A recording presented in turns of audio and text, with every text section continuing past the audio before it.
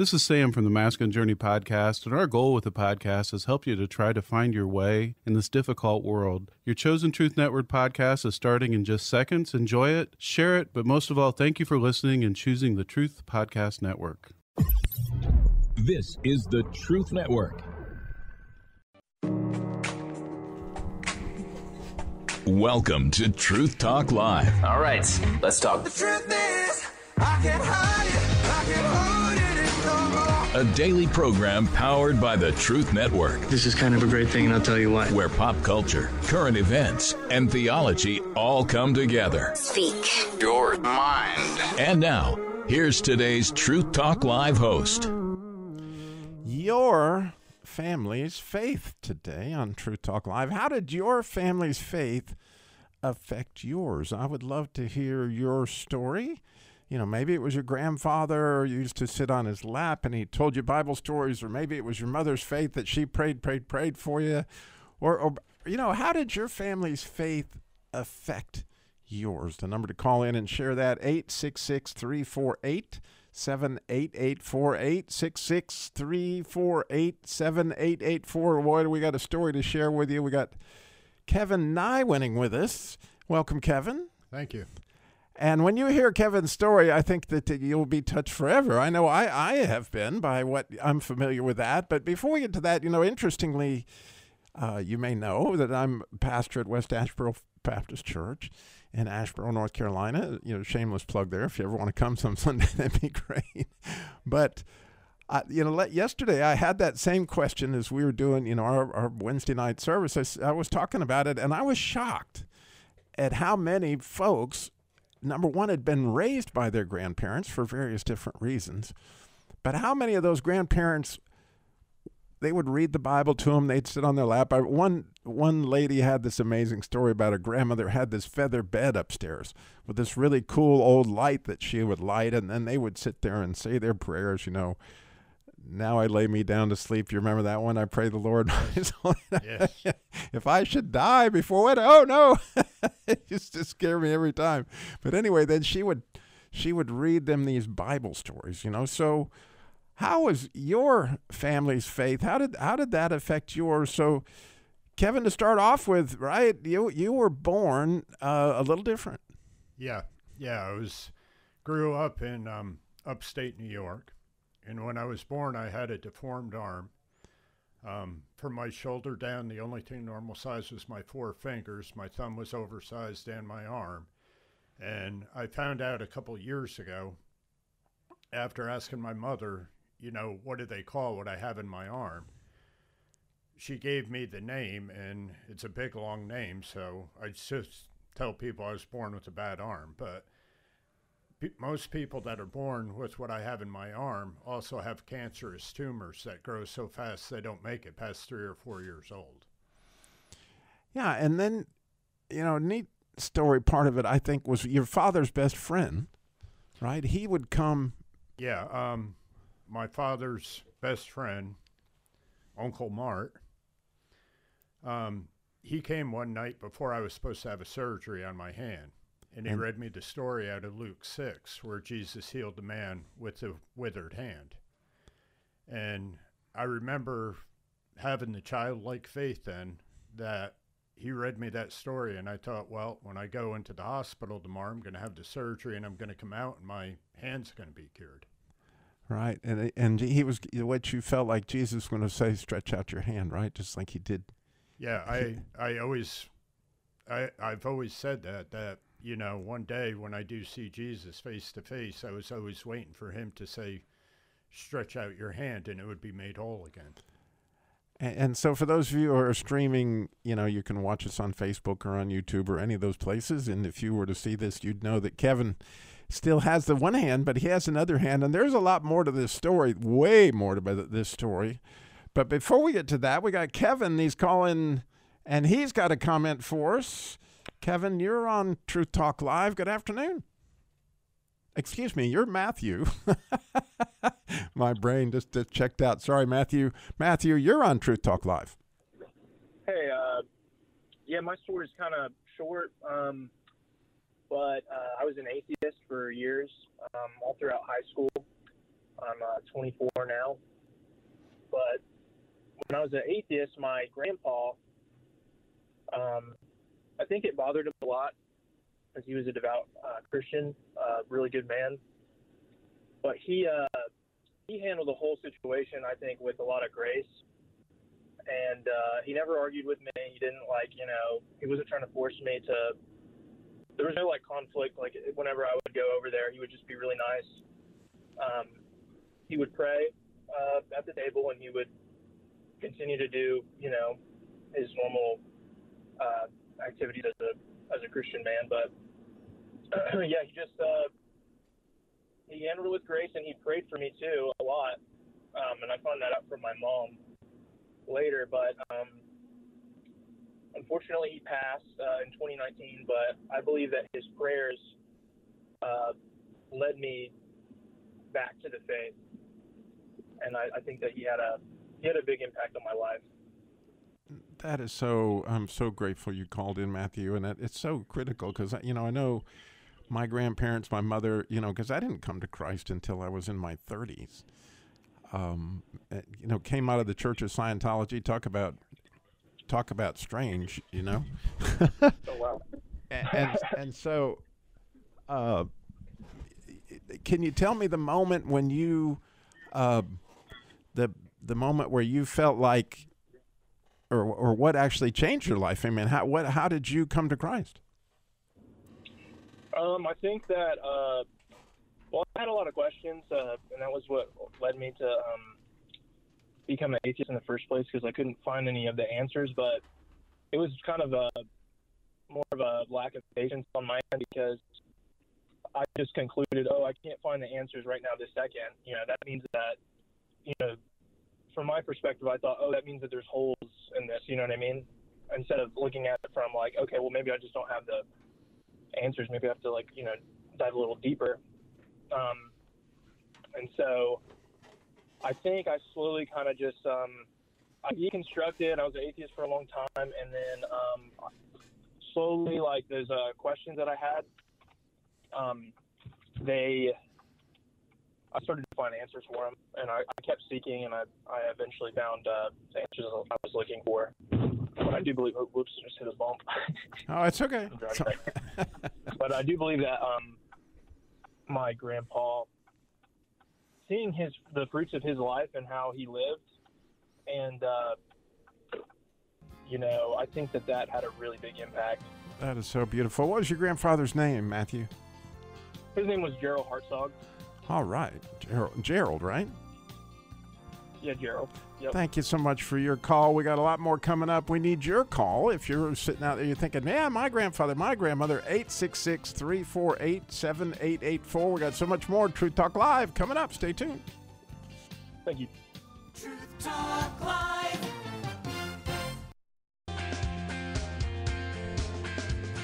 Welcome back to Truth Talk Live. Today's show, your family's faith. How did your mother, your father, your grandfather, your grandmother, maybe it was an aunt or uncle, they had a huge effect on your life, maybe on your conversion, or maybe just as your young life. My wife never remembers a time that she did not believe in God, but there were all sorts of people that played huge roles in that, and maybe you have that story. We would love to hear it. Your number to call in is 866-348-7884, 866-34-TRUTH. And as I was promising, we got Kevin Nywinning with us, and he has a story that, man, there are so many facets. It's like a diamond. The more you look at the facets of his story, I think the more that you'll be amazed. But Kevin, to move fast forward, we talked about your hand being withered at birth, and those 18 surgeries he went through, right, and hoping that Jesus would say, stretch out your hand like that. But then, as many of us, right, you got up in your teen years, you started, struggles with alcohol and that kind of stuff. But this is when your grandfather's faith really kicked into the picture. Yeah, and I remember as a kid, my grandparents living right across the street, I would go over there at night, and they were still old school grandparents, had the radio, no TV. And I would go over there with my grandfather and play caroms and listen to Unshackled every night. Really? Yeah. But I grew up across the street from my grandfather, and I was pretty much his shadow the whole time when I was a kid.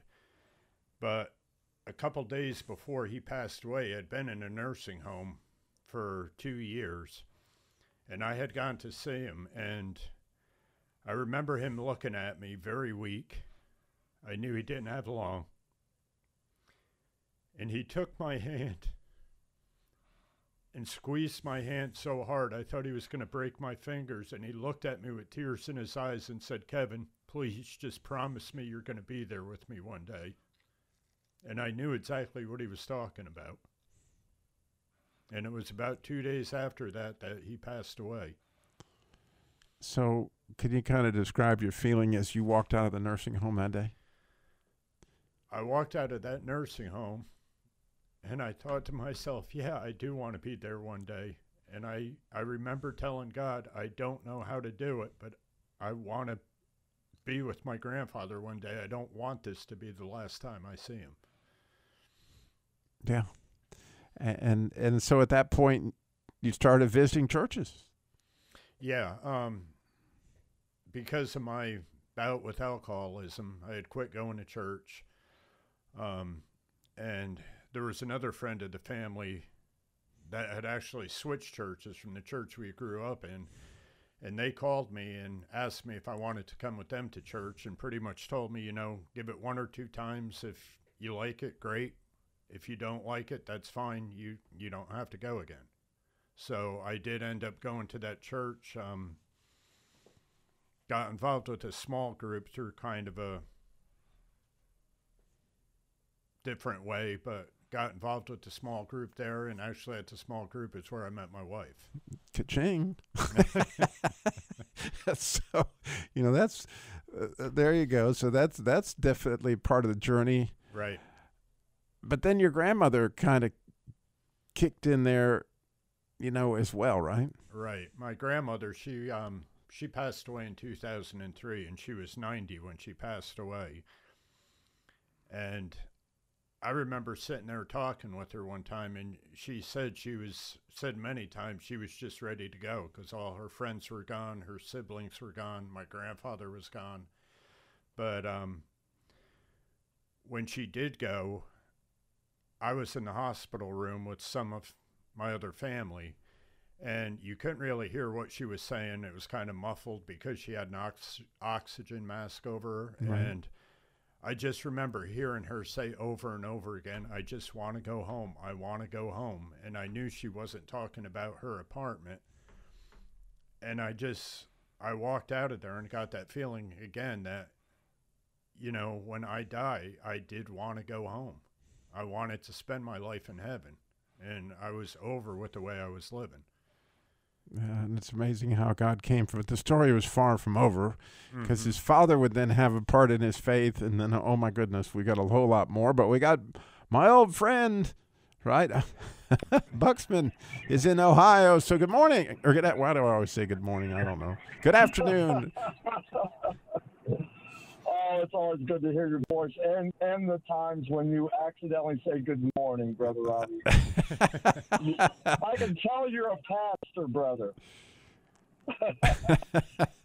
It's always morning in my world. So what have you got for us today? Today, and I do have a dad joke. Oh, well, that fits with family, no doubt.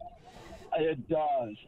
But I gotta say before I give you my dad joke there, brothers, is Kevin's story about his grandpa is just so overwhelming to me that along with Stu Epperson's mom, who was on with Stu a couple shows ago, Robbie, I want to adopt his grandfather, and I know he's with the Lord now. I want to adopt him as my grandfather. I mean, that's one awesome, awesome man. And I hope to be, Kevin, that grandfather to my grandchildren if my son or my daughter has grandkids. They're young, but wow, what a legacy. What a legacy, sir. Oh, I appreciate that. So, absolutely. So here's my dad joke, guys, because you guys are dads. So a kid comes up to his dad, and he says, "Dad, how much does a dragon weigh?" Brother Robbie, you want to take a stab at that? It's just a dragon way. Something to do with scales, just saying. But I don't know. You are such a dad, sir. That is excellent. Yes. I'll give it to you. It depends on the scales, son. I love it. Yeah, love it. I keep in my database. I keep mine in my database. I think they're of the same company there. I actually have a T-shirt. I wish I was wearing it today. That it says I keep my dad jokes in my database. And you know what? If brother Nikita or Stu sends me a prize if I get a question right, Robbie, I want that shirt. Tell brother Stu, hey, just send Busman a shirt with the database on it. I will tell him. That's what I will do that. Well, thank you for calling in, my friend. Absolutely. Always great talking to you, my friend. Same here. I've missed you. Guys. God bless. Bye-bye. Yep, it's always good hearing you. Bye-bye. Bye-bye.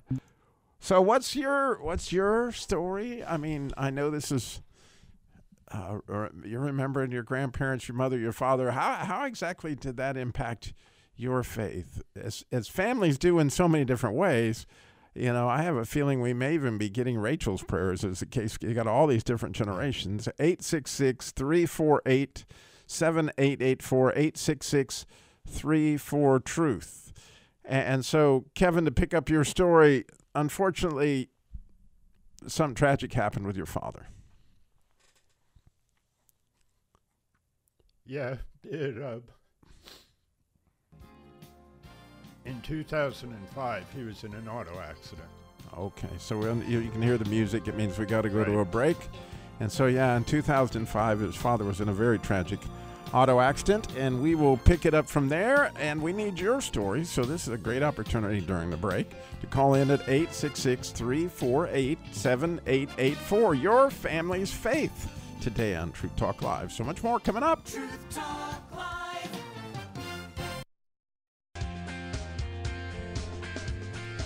Welcome back to Truth Talk Live. Today we're talking about your family's faith and how that faith impacted you personally. Maybe you had a grandmother that was praying for you. I know a dear friend of mine. His name is Gaither Markland. We've walked together for years and years, and he always talks about how his grandmother was just wearing out the carpet praying for him.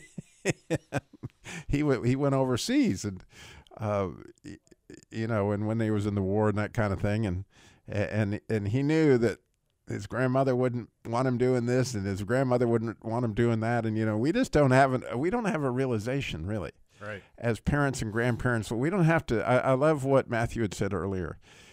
He said his grandfather never had to say anything in a cross way. He just knew where his grandfather stood.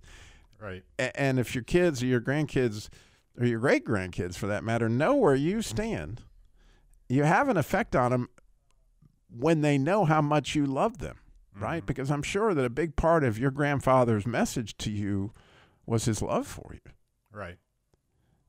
And as Pastor Quartz used to say all the time at our church at Calvary Baptist 3 years ago, he would always say, you know, they don't care how much you know until they know how much you care. Right.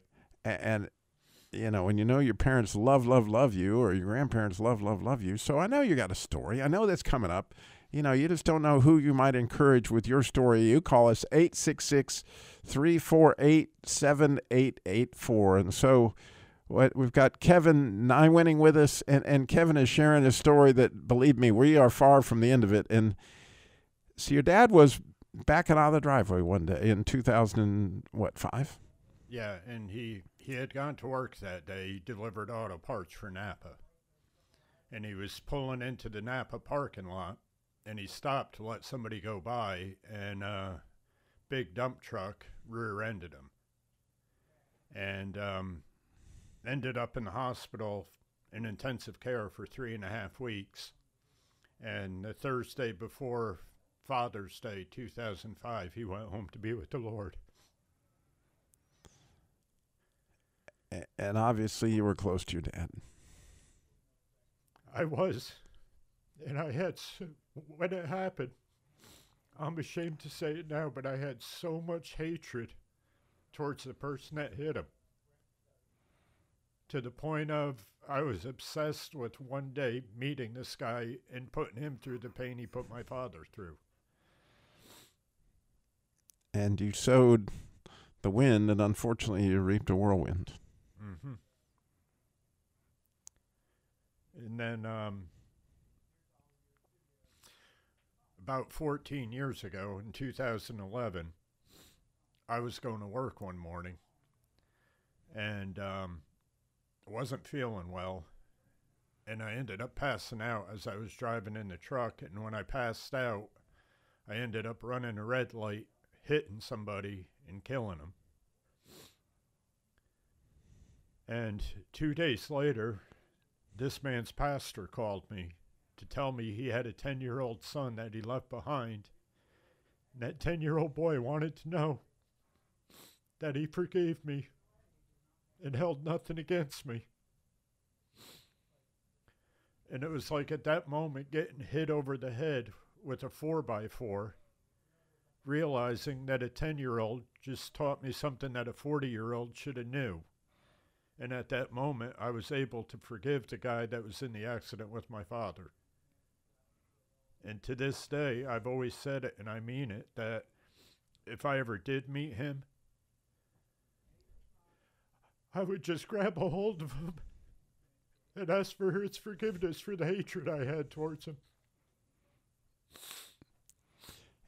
And how about the little 10-year-old boy? Have you ever met him?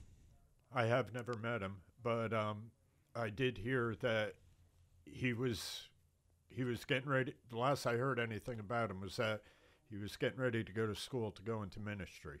Really? Yes. Really? That's the whole part of that is, again, it's God's mercy in a crazy way. Absolutely. And really, really difficult. But again, once again, God was there and he was with me. And your family played a huge, gigantic part in it. I mean, just did. And so there's one more aspect that, if you were here at the beginning of the story, I know a lot of folks are just getting off work and you may be just tuning in. We've got Kevin Nywending. He doesn't have the easiest name to pronounce, but I'm working on it. Nywending. Anyway, Kevin's story included that he was born with withered hand, and sort of this situation where his arm was bigger than the rest of his body, so to speak, and so he had 18 surgeries. And if you had any surgeries as a child, you know that's traumatic as it can be. And during those surgeries, his dad's best friend / uncle would come over and he read him the story in Matthew 6. In Matthew 6, where Jesus would tell the man to hold out his withered hand. So, and healed it. And so that was your dream, big time. Yeah, it was. And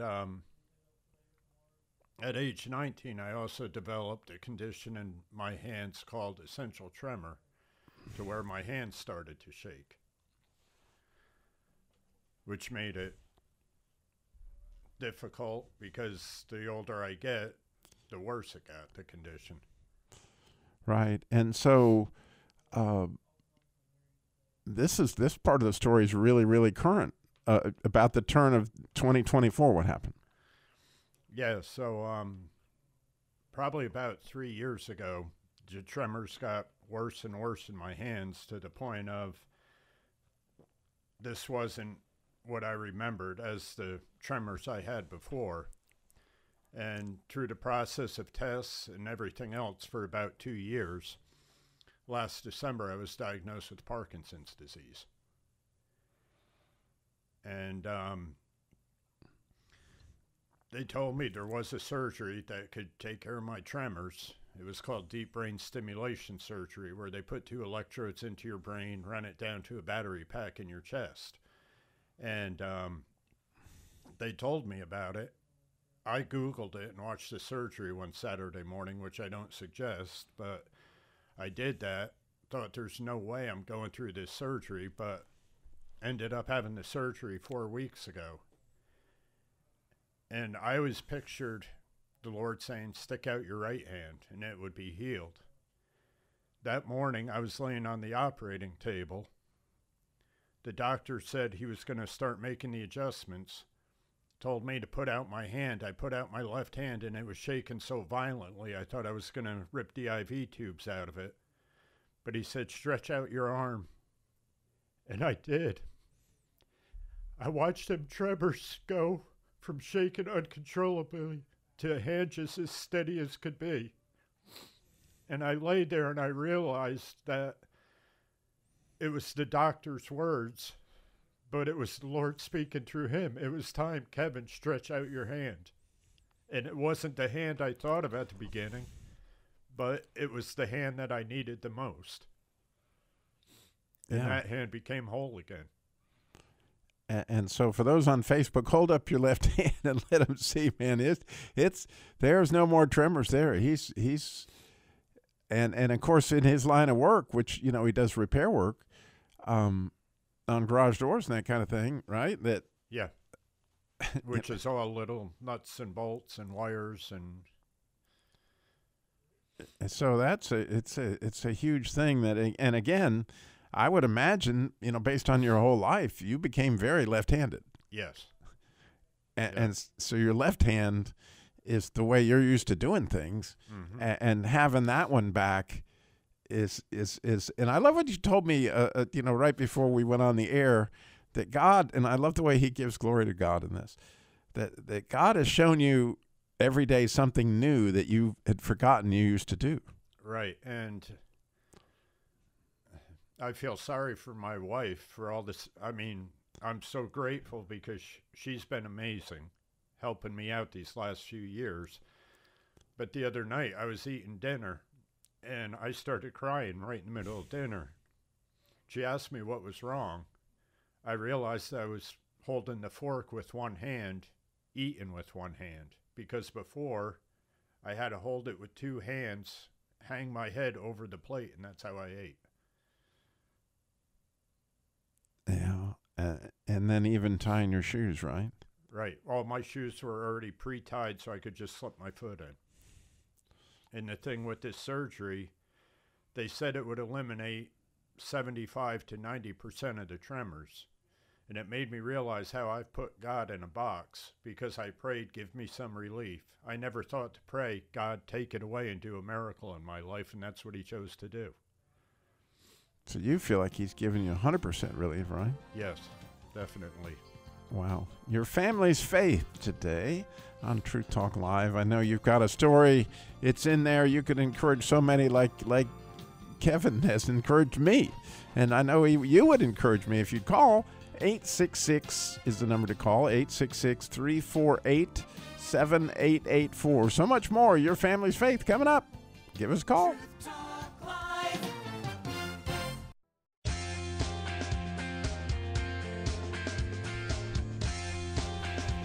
Welcome back to Truth Talk Live. Today, the faith of your family. How did your family's faith affect you? What impact did that have on your life and your faith?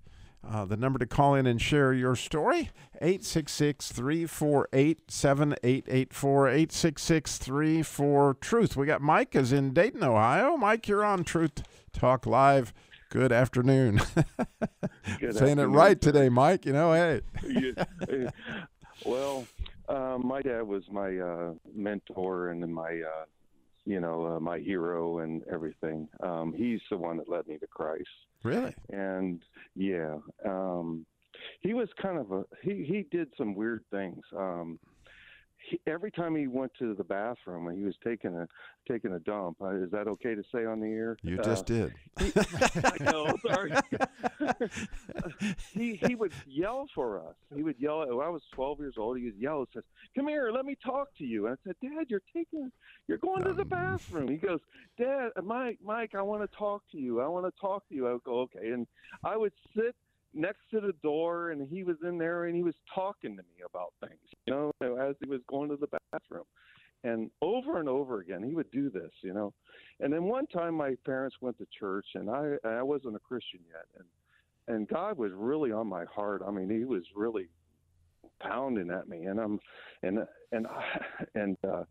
I went into the bathroom, and I'm on the toilet.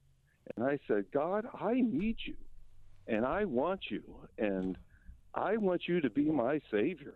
And on the toilet, and I remember the chills happening and me weeping and giving my life to Christ and everything, and I did that on the toilet. And I'm sorry, I'm a little embarrassed saying this on the air, what happened. And then my parents came home, and they looked at me and they says, "There's something different with you, Mike."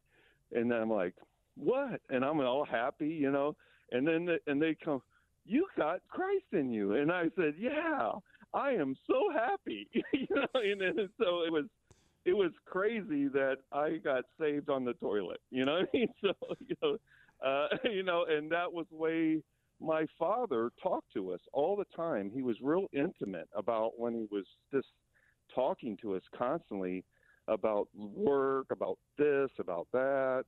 And I was just talking to God. I said, "God, I need you." You know what I mean? And I was like talking to my dad. And I think that there's something pretty profound there, Mike. It really is, because, and I know that it may seem comical to some, but God never does anything just the way you would expect. If you read the Bible, you'll notice that there's some pretty strange going-ons, right? That Rahab the prostitute ends up in Jesus' genealogy, or Ruth the Moabitess, who came from this incestuous troop of people in Moab, and all these shenanigans, right? Yeah, right. That led to miraculous stuff, and the Jews actually teach on this, Mike. I love to listen to Jewish lectures sometimes. That I do too. That there is such warfare, especially on the messianic level, that God would do things like that because Satan wouldn't try to interfere in this situation with this prostitute. I mean, that certainly couldn't be the right, but because, he kind of slipped that one through because the Satan wouldn't see the situation at hand. And so I picture you there, and I know the power of your testimony already through the emails I've gotten and people, wanting to hear your story more. That it tells me that there was a lot of power there, and however it got done, the good news is I know from talking to you enough times, brother, you are you are a full-fledged, on fire for the Lord, sharing your faith kind of guy. And the fact that it happened that way, I think is really special, only from the standpoint of, God's showing us all that, he's bigger than all that other stuff that just runs through your mind that thinks you're not qualified, or you're not qualified right this moment because of where you happen to be. Right. Yeah. It's really good stuff, man. Oh, thank you. I mean, there were some intimate moments with my dad, and I don't know if that was the reason why I was there, at the time. And my dad would pray with me there. You know what I mean? He would talk to me. He would spend time with me. He would witness to me there. It was, it was odd. That's kind of embarrassing to say, but my gosh, he spent time. He was a busy man, just like everyone is. And he said, "Hey, come here. I need to talk to you." You know what I mean? And I'd be with you, like, man, I'll check back with me in about 10 minutes, Dad. I'm going to be right. I tried to do that, but my dad was very dominating. You know what I mean? He was the head of the house. You know what I mean? He was, I know. My dad was too. I get it. You know what I mean? Well, Mike, that is so powerful, man. I'm so grateful for your calling in today, and your story, as always. Keep up the great work out there, my friend. Okay. Thank you. All right. God bless. Yes. Thanks, Mike. Pray for you too. I appreciate it. Bye-bye. All right. Bye-bye. So there's one more part of Kevin's story that I think is absolutely beautiful, remarkable, that I want to make sure we get in to today's show, was your mother's faith, right? Yeah. She just never stops praying. She showed me a notebook one time on her dresser that has all the kids' names, the grandkids' names. I'm going to get in trouble here. I don't know if she has the great-grandkids' names. But she has taught me the importance of prayer. I remember at one point when I was deep in my alcoholism that somebody actually came up to her and said, "You're wasting your time praying for Kevin." And she looked right at the person and said, "Well, I feel sorry for you," and just kept praying. But I had the church I started going to, I met somebody there that worked with my mother for years at the hospital.